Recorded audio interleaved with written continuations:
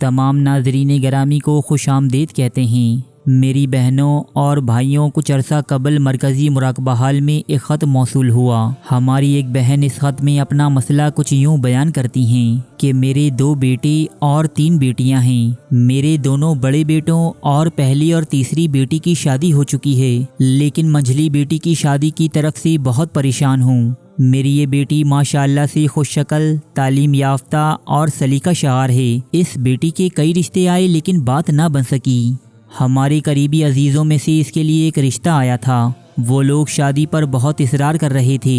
پہلی بات تو یہ تھی کہ لڑکے کی تعلیم بہت ہی کم تھی۔ دوسرا یہ کہ جب ہم نے معلوم کروایا تو پتہ چلا کہ اس لڑکے کی صحبت بہت ہی خراب ہے، لہٰذا ہم لوگوں نے انکار کر دیا۔ ہمارے انکار پر وہ لوگ بہت ناراض ہوئے اور ہمیں اور ہماری بیٹی کو بہت کچھ برا بھلا کہا۔ تانوں تشنوں کے علاوہ انہوں نے یہ بھی کہا کہ اب تم اس بیٹی کو گھر میں بٹھا کر ہی رکھنا۔ میں ایک پڑھی لکھی عورت ہوں اور یہ جانتی ہوں کہ بلا وجہ کسی کے کوسنے سے کچھ نہیں ہوتا، مگر بہرحال میں جوان بیٹی کی ماں ہوں۔ جب کئی رشتے آئے انہیں ہم لوگ پسند بھی آ گئی، مگر بات نہ بنی تو پھر دل میں طرح طرح کے وسوسے آتے ہیں۔ کچھ لوگوں نے بھی ہمیں کہا ہے کہ لگتا ہے کسی نے آپ کی بیٹی کا رشتہ باندھ دیا ہے۔ کیا رشتہ باندھنے والی بات صحیح ہے؟ اگر یہ بات صحیح ہے تو اس کا کیا حل ہے؟ میں اپنی اس بیٹی کی وجہ سے بہت پریشان ہوں اور چاہتی ہوں کہ یہ فرض اپنی زندگی میں ہی ادا کر لوں۔ ہماری ان بہن کا خط پڑھنے کے بعد حضرت خواجہ شمس الدین عظیمی صاحب ان کے مسئلے کا حل کچھ یوں تحریر کرتے ہیں۔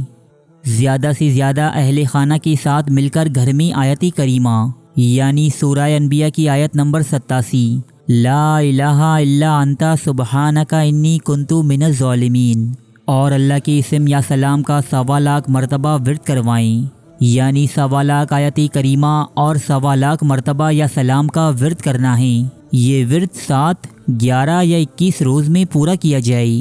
صبح شام اور رات سونے سے پہلے 11 مرتبہ درود شریف اور 21 مرتبہ یہ کلمات پڑھنے کے بعد 7 مرتبہ سورہ فلق، 7 مرتبہ سورہ ناس، 3 مرتبہ آیت الکرسی اور آخر میں 11 مرتبہ درود شریف پڑھ کر اپنے اوپر دم کر لیں اور اللہ کے حضور دعا کریں کہ مخالفوں کے شر سے نجات ملے۔ وضو بے وضو کثرت سے یا حفیظ یا مومن یا سلام کا ورد کرتی رہیں۔ رب ذوالجلال نے چاہا تو بہت جلد ہی آپ کی بیٹی کی شادی کسی اچھی جگہ طے ہو جائے گی۔